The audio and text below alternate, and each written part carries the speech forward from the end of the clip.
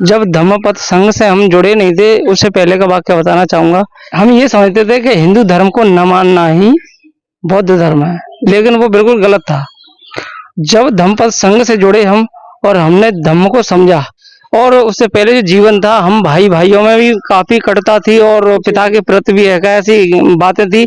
जब मैंने समझा कि हवेरेन वेरानी सम्मति तो कुदाचनम, अवेरेन च सम्मति एस धम्मो सनातनो, इस संसार में बैर से बैर कभी समाप्त नहीं होता और अवैर से ही होता है। तो मैंने अपने सबसे पहले अपने ऊपर काम किया। जो मेरे अंदर घृणा भरी थी अपने भाई के प्रति, अपने पिता के प्रति, तो उन सबको दूर कर करके उनके पास आया मैं। अच्छी बात है कि आज मेरा भाई मेरे पास साथ बैठ के खाना भी खाते हैं और अच्छा महसूस लोगों ने ये होता है। समझा कि भाई अब तक हमें जान नहीं रहे थे, अब तक हमें जो है क्यों क्रोध आता है, क्यों हम जो है किसी को क्षमा नहीं कर पाते हैं, क्यों हमारे अंदर सहनशीलता नहीं है। तो जब आचार्य सत्येंद्र जी ने यहाँ पे काम शुरू किया, तो उनके माध्यम से बुद्ध के सिद्धांतों का जो यहाँ प्रभाव शुरू हुआ फैलना जो है, तो अब पूरे गांव में जो है एक अलग ही माहौल बना हुआ है। तो उसी का नतीजा है कि ये स्कूल तैयार हुआ है। अकेले सत्येंद्र आचार्य जी जो है इस स्कूल तैयार नहीं कर सकते थे, पूरे गांव ने जो है इस स्कूल में सहयोग दिया है।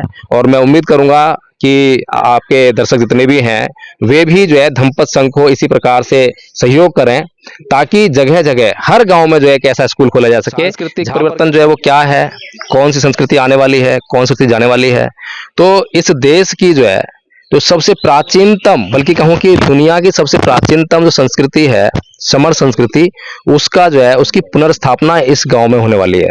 और जिस संस्कृति ने हमें काम, क्रोध, मोह, लोभ, द्वेष, तृष्णा, ईर्ष्या, राग, इतने विकारों से हमें जो है बोझिल कर दिया है, हमारा चित्त जो है दूषित कर दिया है, उस संस्कृति से जो है इस गांव के लोग अपना पिछवाने के तैयार हो गए हैं।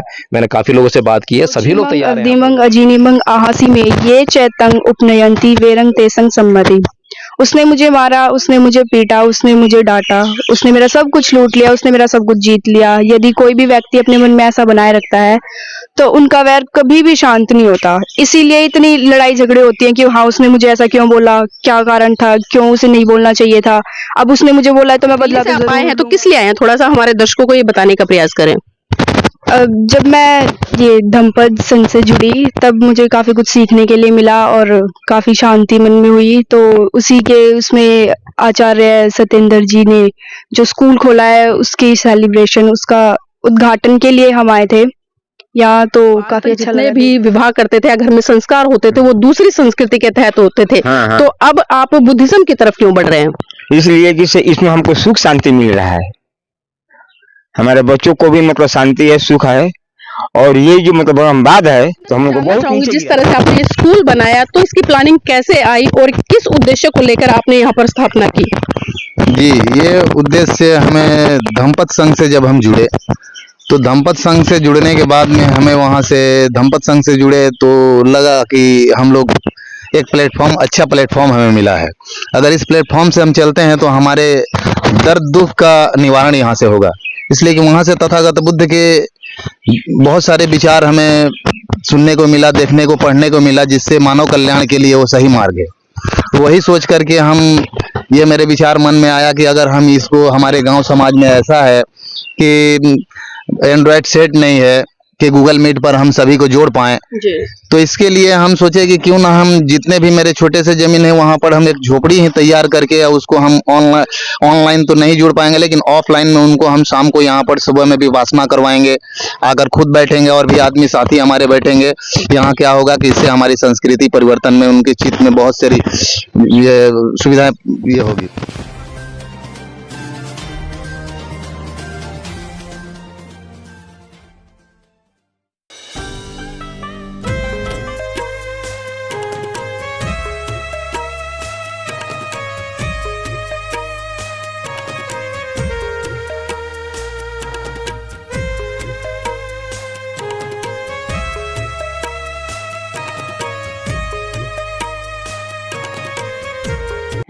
नमस्कार, आप देख रहे हैं एनबी न्यूज 24x7 नीलम बोध के साथ। और साथियों, आज हम पहुंचे हैं बिहार के बक्सर जिले में बेलाव गांव है और उसी गांव में अचानक हुआ है। और उसका कारण ये है कि जिस तरह से ये पिछले 1-1.5 साल से धमपत संघ धम के क्षेत्र में बहुत तेज गति से काम कर रहा है। और यहाँ पर भी धमपत के आचार्य हैं सत्येंद्र जी, और आज सत्येंद्र जी के माध्यम से हम लोग यहाँ पर आए हैं। और आप मेरे सामने देख पा रहे होंगे कि किस तरह से यहाँ पर धम क्रांति का आगाज हो चुका है। ऊपर लिखा है सील समाधि प्रज्ञा धमपत संघ गुरु रविदास महोत्सव। ये पोस्टर साथियों गुरु रविदास जयंती का है। और इसी कड़ी में आप देख पा रहे होंगे कि नमो तस्से भगवतो अरहतो सम्मा संबुद्धस्से, ये कोटेशन और इसका जो अर्थ यहाँ पर किया गया है ये धमपत संघ के माध्यम से किया गया है, जो कि धमपत संघ के संस्थापक हैं एडवोकेट जय भीम प्रकाश जी। उन्होंने इस अर्थ को दिया है ताकि सभी लोग जब इस नमो तस्से भगवतो अरहतो सम्मा संबुद्धस्से की व्याख्या करे तो इतने अच्छे तरीके से करे ताकि एक आम से भी आम व्यक्ति उस नमन के अर्थ को बड़ी अच्छे तरीके से समझ सके और उसको मनोसात करके आगे स्थापित कर सके और बुद्ध का महत्व समझ सके।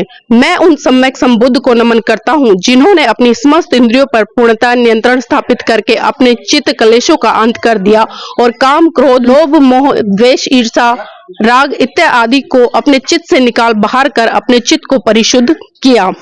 तो ये जो पूरी की पूरी व्याख्या है ये धमपत संघ के माध्यम से की गई। और जिस तरह से धमपत संघ ने कुछ स्लोगन भी दिए हैं कि क्षमा करना सीखिए, सहनशील बनिए, धैर्य रखिए, सब कुछ बदलने वाला है। और इसी कड़ी में तमाम महान पुरुषों की जो तस्वीरें आप देख पा रहे होंगे, इन सभी को बोधिसत्व की उपाधि भी धमपत संघ के माध्यम से दी गई है। और आज इसी विषय पर चर्चा करने के लिए आज हम यहाँ पर पहुंचे हैं। और आपकी जानकारी के लिए बता दूं कि आज एक महान काम यहाँ पर होने जा रहा है। जिस तरह से आज हमारा आना हुआ और हमारे आने से पहले ही प्लानिंग थी कि कल बुद्ध पूर्णिमा है और बुद्ध पूर्णिमा के कार्यक्रम के उपलक्ष्य में धमपत संघ की तरफ से यहाँ पर विश्व शांति निवारण स्कूल की स्थापना होने जा रही है। और भारत में ये पहला स्कूल होगा धमपत संघ की तरफ से, क्योंकि अब तक जितना भी स्कूल चल रहा था या जो भी क्लासें चल रही थी वो ऑनलाइन चल रही थी, लेकिन पहली बार फिजिकल स्कूल स्थापित होने जा रहा है बक्सर में। तो साथ ही बहुत खुशी की बात है। तो आइए आप मेरे साथ आगे बने रहिएगा, मैं आपको आगे लेकर चलती हूँ।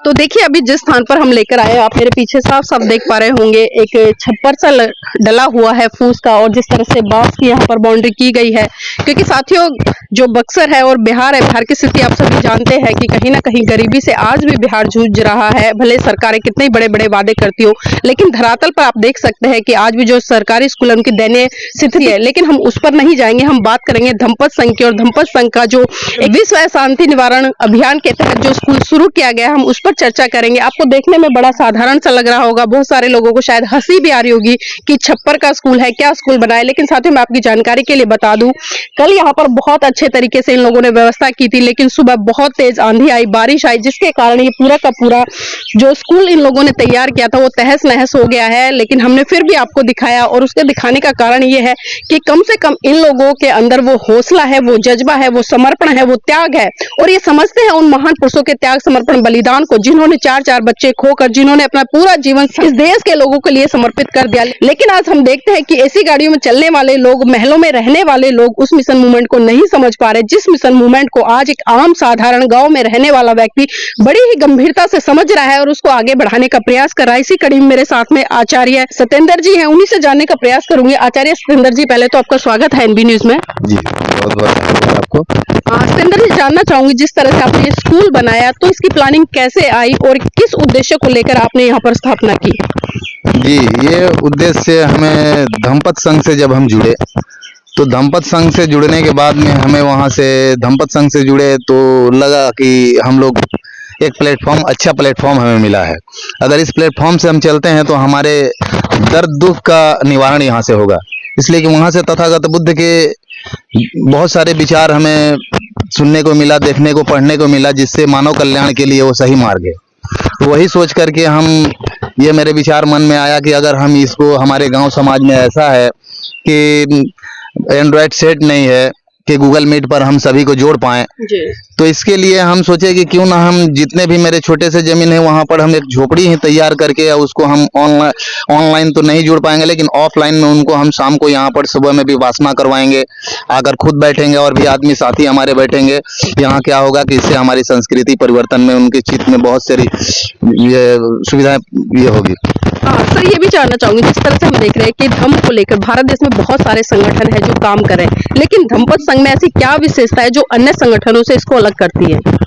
धम्पत संघ जो है ये सभी संघ से अलग है, इसलिए अलग है कि धम्पत संघ एक संघ है। संघ हमारा जो धम्पत संघ है, संघ ने विश्व अशांति निवारण स्कूल का एक निर्माण किया है। उस स्कूल में सबसे बड़ी चीज है कि यहाँ से हम लोगों का जो मूल संस्कृति पाली थी, जो लुप्त हो गई है, उसको पढ़ाने का, समझाने की, जानकारी देने की कार्य करती है। यह धम्पत संघ का बहुत ही कीमती सोच है, विचार है। सर, एक चीज और जानना चाहूंगी क्योंकि अक्सर हम देखते हैं बहुत सारे लोग शांति के लिए अभियान चलाते, लेकिन आपने इस विश्व अशांति का ही नाम क्यों दिया? इसलिए विश्व अशांति, सभी सुख की खोज करते हैं। अभी तक हम लोग जितने भी देखे हैं कि जहां तक हम लोग देखते हैं कि ऋषि मुनि महात्मा जितने भी जो भी कुछ हुए हैं वो सभी सुख के पीछे भागे हैं, लेकिन हमारा धम्पत संघ जो है तथागत बुद्ध दुख की खोज किए थे। तो दुख, जब अशांति को हम ढूंढ लेंगे, अशांति को जब हम ढूंढ लेंगे तो अशांति को हम दूर कर देंगे। और तो सर, ये भी जानना चाहूंगी, अभी कितने बच्चे आपके पास में है जिनको आप धम्पत संघ के माध्यम से ट्रेनिंग देने का काम करेंगे? जी, अभी तो हमारे पास में है लगभग 8-10 है। 8-10 बच्चे हैं जी। क्या सिखाएंगे उन बच्चों को? तो स्टार्टिंग हमें सबसे पहले अपने बड़े बुजुर्ग को, उनको कैसे बोलना है, क्या करना है, बात करने की शैली। इसके बाद में हम धम्पत संघ से जब जुड़ेंगे तो नमन सिखाएंगे, तीसरण सिखाएंगे, पंचशील सिखाएंगे। हमारा पंचशील क्या है, पंचशील हमको ज्यादातर फोकस हमें नमन तीसरण पंचशील पर ही ज्यादा करना है, धम्पत के कुछ पद पर करना है। यही फिलहाल का उद्देश्य है। तो देखिए, कहीं ना कहीं एक बहुत बड़ी प्लानिंग है, क्योंकि आज हम देखते हैं कि जो संस्कार है बच्चों में वो नहीं आ पा रहे। अगर हम दूसरी संस्कृति की बात करें तो पैदा होते ही वो लोग अपने बच्चों को संस्कारों में ढाल देते हैं और एक समय ये आता है कि उनके बच्चों को कितना भी समझाए लेकिन वो अपने संस्कारों से नहीं भटकते। लेकिन इसी कड़ी में जिस तरह से अभी आचार्य जी ने बताया कि वो भी छोटे छोटे बच्चों पर काम करेंगे ताकि जब वो परिपक्व हो तो उनको कोई भी इधर उधर दूसरी दिशा में ना ले जा सके और वो अपना विकास अच्छे से कर सके। इसी कड़ी में मेरे साथ में बाबूजी भी हैं और बाबूजी से जुड़ने का एक खास उद्देश्य भी है मेरा, क्योंकि बाबूजी के यहाँ पर कल एक विवाह भी है और उसी विवाह के उपलक्ष्य में यहाँ पर स्कूल की स्थापना भी की गई और ये पहला विवाह यहाँ पर होने जा रहा है जो कि बौद्ध संस्कार और बौद्ध रीति रिवाज से होने जा रहा है। अभी जिस तरह से मैंने एक वीडियो बनाया था कि बहुत बड़ा एक बांस यहाँ पर लेकर आए, उसमें पंचशील का ध्वज लगाएंगे और उसी ध्वज के माध्यम से यहाँ पर कार्यक्रम की शुरुआत होगी। तो बाबूजी, आपका स्वागत है एनबी न्यूज में। धन्यवाद। बाबूजी, कल जिस तरह से आपके यहाँ पे संस्कार होने जा रहा है तो ये मोटिवेशन या प्रेरणा कैसे आई कि आप आज तक जितने भी विवाह करते थे या घर में संस्कार होते थे वो दूसरी संस्कृति के तहत होते थे? हाँ। तो अब आप बुद्धिज्म की तरफ क्यों बढ़ रहे हैं? इसलिए कि इसमें हमको सुख शांति मिल रहा है, हमारे बच्चों को भी मतलब शांति है, सुख है। और ये जो मतलब ब्रह्मवाद है तो हम लोग को बहुत नीचे गिरा दिया है। मतलब इतना लंबा समय लग गया समझने में? हाँ, समझने में समय लग गया, इसलिए कि हमारा मतलब जो ये समाज परिवार है तो पहले मतलब उसी में था, तो हम लोग भी उसी के पीछे भाग रहे थे। अभी है कि हम लोग के पास शिक्षा हो गया, बुद्धि हो गया, तो हम लोग अपना खोज किए। बुद्ध भगवान को मतलब खोज किए, पंचशील का मतलब जाना। ये लिए जाने सबको मतलब बता रहे हैं। तो देखिए कहीं ना कहीं खोज, जिसके लिए बुद्ध भी बोलते हैं आप किसी भी बात को मत मानो, पहले उसको जानो। जब जान लेंगे तब स्वाभाविक सी बात है कि उस बात को आप अपने आप मान लेंगे और आपके कल्याण के लिए होगी, परिवार के कल्याण के लिए होगी, समाज के कल्याण के लिए होगी, तो आप उसको अपना कर आगे नई दिशा में बढ़ सकेंगे। इसी कड़ी मेरे साथ में और भी लोग, उनसे भी जुड़ने का प्रयास करो। भाई जी नाम क्या है? मैं धर्मेंद्र कुमार दास। क्या करते हैं? हम लोग भी काम करते हैं, मजदूरी उधर करते हैं, बाहर में रहते हैं हम लोग। जी, आपके गांव में विश्व शांति निवारण एक स्कूल खुलने जा रहा है जो कि खासकर बच्चों के लिए और संस्कृति पे काम करेगा, तो कैसा लग रहा है आप लोगों को? अच्छा लग रहा, बहुत अच्छा लग रहा। तो किस तरह से सहयोग करेंगे आप इन लोगों को? हम लोग सब लोग सिखाएंगे बच्चा लोग को, तो इसमें रहो सीखो। हम लोग बहुत पिछड़े हुए इंसान हैं। अब हम लोग आस्ते आस्ते, हम लोग चैतन्य जी हैं, आस्ते जुड़े, सबको सिखा रहे हैं, पढ़ा रहे हैं, तो हम लोग भी दिमाग खुला, तो हम लोग इसमें रहना चाहिए, शांति रहना चाहिए। हम लोग बहुत दिक्कत समय पहले चल करके, जैसे बाप दादा हम लोग का किया वैसे हम लोग चल ले। अब थोड़ा ज्ञान बुद्धि मिला तो हम लोग थोड़ा आस्ते से। तो क्या लगता है आज के समय में जो एक मनुष्य है उसके जीवन में धर्म का कितना बड़ा महत्व है? बहुत महत्व है। किस तरह से शांति मिलेगा इसमें? शांति मिलेगा? तो शांति की तो बात दूसरे धर्म भी करते हैं। बौद्ध धर्म में क्या खासियत है? इसमें नहीं है ना, उसमें बहुत ही थी, इसमें अच्छा है हम लोग का। इसमें अच्छा है। तो देखिए अपने विचार हैं और जिस तरह से जितनी जानकारी उन्होंने हमें देने का प्रयास किया है। बाबूजी आपका नाम क्या है? मेरा नवलाख राम है। नवलाख राम जी, आपके यहाँ पर स्कूल खुलने जा रहा है और ये लोग प्रयास कर रहे हैं, एफर्ट्स कर रहे हैं, और कहीं ना कहीं जो संस्कृति आज तक सभी लोग ढो रहे थे, जिसमें कि लगातार इस देश के बहुत बड़े तबके को गुलाम बनाकर रखा जा रहा था, उस संस्कृति को छोड़कर आज वो भगवान बुद्ध की विचारधारा पर चलने का प्रयास कर रहे हैं। तो किस तरह से आप लोगों का सहयोग रहेगा यहाँ पर? सहयोग हमारा वो पहले से वो बता रहे थे आचार्य सत्येंद्राचार्य जी, उसके हम तहत चल रहे हैं। और जो भी थोड़ा उतना तो पढ़े नहीं लिखे हैं, थोड़ा पढ़े लिखे हैं, क्योंकि हमको समझ में थोड़ा आ रहा है कि नहीं ये काम सही है, इनका सिद्धांत भी सही है, इसलिए मैं इस मार्ग पर चलने का तैयार हूँ। और बच्चों का मैं साहस भरूंगा, और उसमें लगे हुए हैं कि बच्चा आगे चलकर मेरा बच्चा विकास करे। जी, तो क्या लगता है इस तरह के कार्यक्रमों से या इस तरह के स्कूलों से बच्चों में विकास हो पाएगा, कि नई जो संस्कृति है या नई दिशा है वो मिल पाएगी? हाँ, नई दिशा मिल पाएगी, नई संस्कृति भी आएगी। इन लोगों का जो शिक्षा दिया जाएगा तो जरूर इन लोगों का विकास होगा, इस लाइन पे आएंगे। तो देखिए मैं नई संस्कृति इसलिए कह रही हूँ क्योंकि भारत से कहीं ना कहीं बुद्ध धर्म लुप्त होता नजर आ रहा है, लेकिन आज जो बुद्धिजीवी लोग हैं, जो जागरूक लोग हैं, उसको नए रूप में देने का प्रयास कर रहे हैं। क्योंकि बुद्ध के जो सिद्धांत है वो कोई ऐसे नहीं है कि उन्हें समय के अनुसार बदला ना जा सके, क्योंकि भगवान बुद्ध ने साफ साफ कहा है कि समय के अनुसार आप किसी भी नियम में परिवर्तन कर सकते हैं अपने अनुसार, जिसमें आपको सुविधा हो, मानव कल्याण के लिए हो। तो ये बहुत अच्छी बात है। इसी कड़ी में मेरे साथ में एक बिटिया और है, उनसे भी जुड़ने का प्रयास करूँ। बेटा नाम क्या है?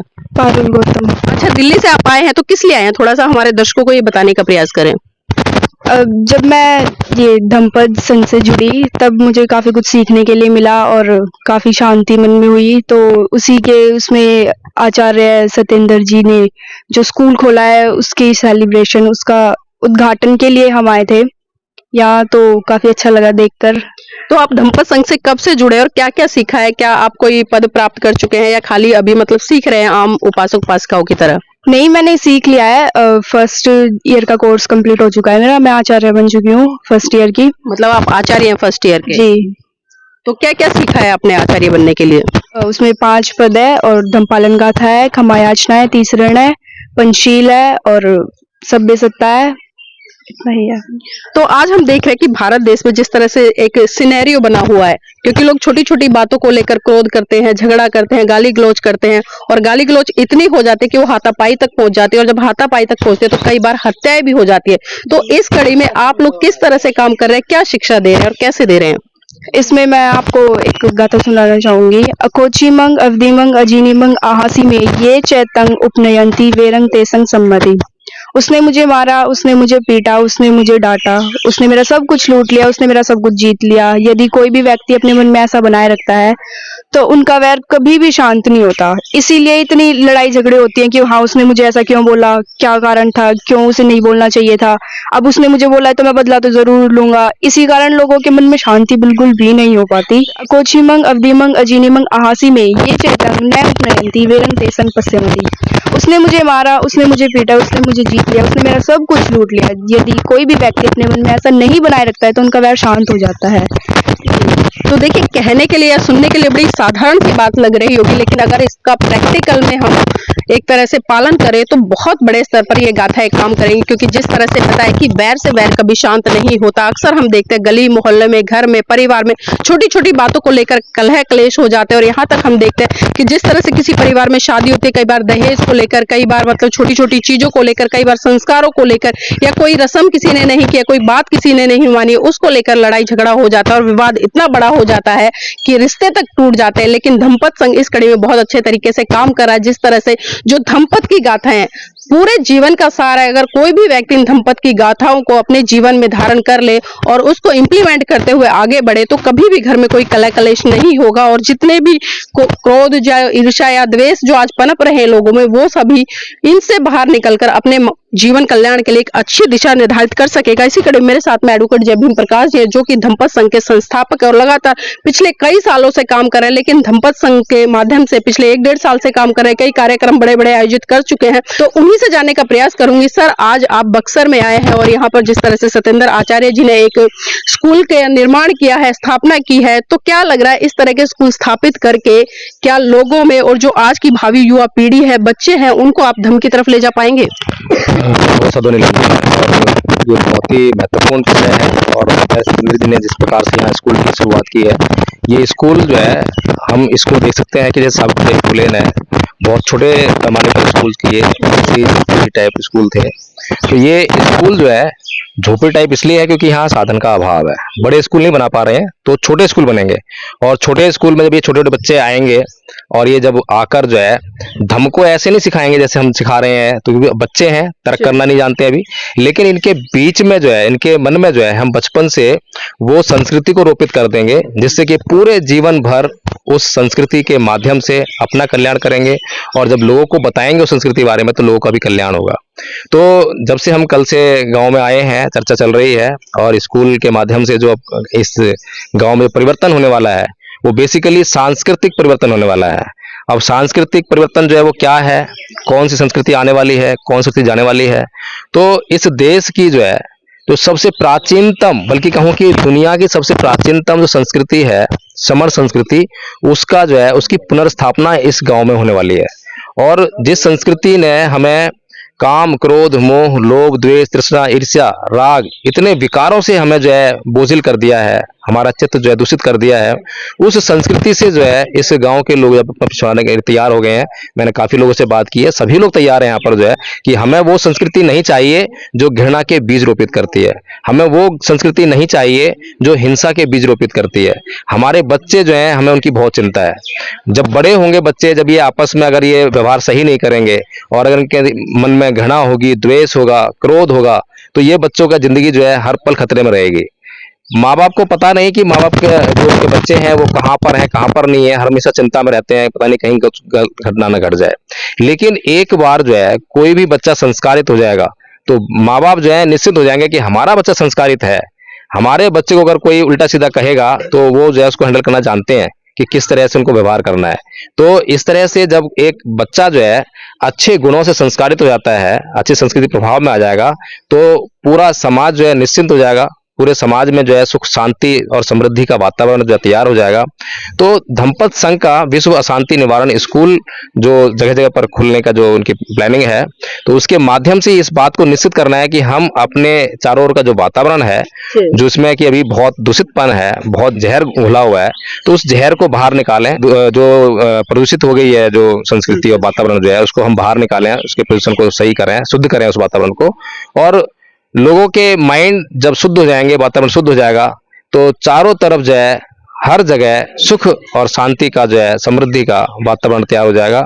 और मैं समझता हूँ कि इससे बेहतर स्थिति जो है मानव के लिए कोई नहीं पाएगी। तो भगवान बुद्ध ने जो है, जो इस देश के लिए, इस संसार के लिए जो कल्याण का मार्ग प्रशस्त किया है, वो बहुत ही जरूरी है। लेकिन विडंबना है कि अभी इस देश के लोग जहाँ पर बुद्ध का जन्म हुआ, जहाँ बुद्ध को बुद्धत्व प्राप्त हुआ, वहीं के लोग जो है अभी उनकी बातों को नहीं समझ पा रहे हैं, नहीं जान पा रहे हैं। लेकिन धम्मपद संघ ने जो प्रयास शुरू किया है, आचार्य सत्येंद्र जी ने जब यहाँ पे प्रयास शुरू किया तो इनकी बातों को किसी ने इग्नोर नहीं किया है, बल्कि लोगों ने ये समझा कि भाई अब तक हम ये जान नहीं रहे थे, अब तक हमें जो है क्यों क्रोध आता है, क्यों हम जो है किसी क्षमा नहीं कर पाते हैं, क्यों हमारे अंदर सहनशीलता नहीं है। तो जब आचार्य सत्येंद्र जी ने यहाँ पे काम शुरू किया तो उनके माध्यम से बुद्ध के सिद्धांतों का जो यहाँ प्रभाव जब शुरू हुआ फैलना जो है, तो अब पूरे गांव में जो है एक अलग ही माहौल बना हुआ है। तो उसी का नतीजा है कि ये स्कूल तैयार हुआ है। अकेले सत्येंद्र आचार्य जी जो है इस स्कूल तैयार नहीं कर सकते थे, पूरे गांव ने जो है इस स्कूल में सहयोग दिया है। और मैं उम्मीद करूंगा कि आपके दर्शक जितने भी हैं वे भी जो है धम्मपद संघ को इसी प्रकार से सहयोग करें, ताकि जगह जगह हर गांव में जो है एक ऐसा स्कूल खोला जा सके जहां पर कि हम छोटे छोटे बच्चों को जो है धम्मपद के पद उनको याद करा देंगे। धम्मपद के पद अगर याद हो गए, उनका अर्थ उनको याद हो गया, तो पूरी जिंदगी में वो एक ऐसा साधन अपने हाथ में लेकर घूमेंगे जिसका इस्तेमाल वो हर जगह कर सकते हैं, कभी भी कर सकते हैं। और हमें पता है जब हमारे पास साधन होता है और जब उसका हम इस्तेमाल करते हैं तो हमें जो है सुविधा होती है। बिल्कुल। तो देखिए सर ने बहुत अच्छी बात की, और खासकर जिस तरह से मैं बार बार फोकस कर रही हूँ कि ये जो स्कूल खुला है इसका बहुत बड़ा महत्व है, क्योंकि इस तरह के स्कूल कहीं ना कहीं मिशन मूवमेंट को बढ़ाने के लिए, अपनी संस्कृति को बढ़ाने के लिए, और जो इस देश की विरासत थी, जो सच्ची और अच्छी विरासत थी, जो धरोहर थी बुद्ध की संस्कृति, उससे जोड़ने का काम करेगा। और कहीं ना कहीं आने वाले समय में ये मील का पत्थर भी साबित होगा। भले आपको लग रहा है कि बहुत छोटा है, लेकिन आपको मैं बता दूं कि जिस तरह से राष्ट्रपिता ज्योतिबा फुले, माता सावित्रीबाई फुले या बहुजन समाज से आने वाले तमाम नायक नायिकाओं ने इस तरह के स्कूलों की स्थापना की और शिक्षा के क्षेत्र में बहुत बड़े स्तर पर काम किया, और अपने जीवन में वो इस देश के लोगों के लिए बहुत अच्छे अच्छे स्कूल दे गए। लेकिन आज विडंबना है कि जिन लोगों के पास धन है, संसाधन है, संपदा है, वो बिल्डिंगें तो बहुत बड़ी बड़ी बना लेते हैं महान पुरुषों के नाम से, लेकिन जब हम वहां पर सर्वे करने जाते हैं वहां पर कोई बच्चा हमें दिखाई नहीं देता, सिर्फ खाली क्लासरूम दिखाई देते हैं। लेकिन हम साधुवाद देना चाहते हैं सत्येंद्र जी को, और हम आग्रह भी करेंगे अपने दर्शकों को कि धम्मपद संघ को आप आर्थिक सहयोग करें, ताकि इस तरह के स्कूल लगातार पूरे भारत में खोले जा सके। क्योंकि हम देखते हैं कि जिस तरह से कि ऐसी संस्कृति है जो इस देश को कहीं ना कहीं एक जहर की तरफ लेकर जा रही है, और इस देश का जो वातावरण है आज सांप्रदायिकता की आग में झुकने का काम करे। लेकिन जब बुद्ध की संस्कृति से लोग जुड़ेंगे, बुद्ध के सिद्धांतों से जुड़ेंगे, बुद्ध के विचारों को मनोसात करके आगे बढ़ेंगे, तो कहीं ना कहीं भारत देश में फिर से वो एक सीन आएगा जब भारत के कोने कोने से ये गूंजता आपको सुनाई देगा कि ले अंत मन दीप भव, मूल मंत्र बने स्वयं के स्वामी, गूंज उठे हर बस्ती से बुद्धं शरणं गच्छामि। इसी कड़ी में मेरे साथ में आचार्य अरुण जी हैं, जो कि आगरा से हैं, काफी लंबे समय से काम कर रहे हैं, आर्थिक स्थिति से भी जूझते हैं, लेकिन फिर भी एक समर्पण है मिशन मूवमेंट को आगे बढ़ाने का, धम्म को आगे बढ़ाने का। तो अरुण जी, मैं जानना चाहूंगी, आप यहाँ पर आए हैं, जिस तरह से सत्येंद्र जी ने शुरुआत की है, तो आप लोग आगरा में किस तरह से शुरुआत कर रहे हैं और कैसे काम कर रहे हैं? बहुत बहुत साधुवाद नीलम जी है आपको। आगरा में भी हम जागरूक कर रहे हैं लोगों को ये बताने के लिए धम्म के विषय में। और जब धम्मपद संघ से हम जुड़े नहीं थे, उससे पहले का वाक्य बताना चाहूंगा कि हम ये समझते थे कि हिंदू धर्म को न मानना ही बौद्ध धर्म है, लेकिन वो बिल्कुल गलत था। जब धम्मपद संघ से जुड़े हम और हमने धम्म को समझा, तो वहां पर एक गाथा है कि किसी से मतलब बैर नहीं करना है, और अपने मन में प्यार की भावना ला करके। और उससे पहले जो जीवन था, हम भाई भाइयों में भी काफी कटुता थी, और पिता के प्रति भी एक ऐसी बातें थी। जब मैंने समझा कि हमें मतलब किसी से ना ही वेरेन वेरानी संबंधी कुदाचनंग अवेरेन च संबंधी एस दमो सनातनो, इस संसार में बैर से बैर कभी समाप्त नहीं होता और अवैर से ही होता है।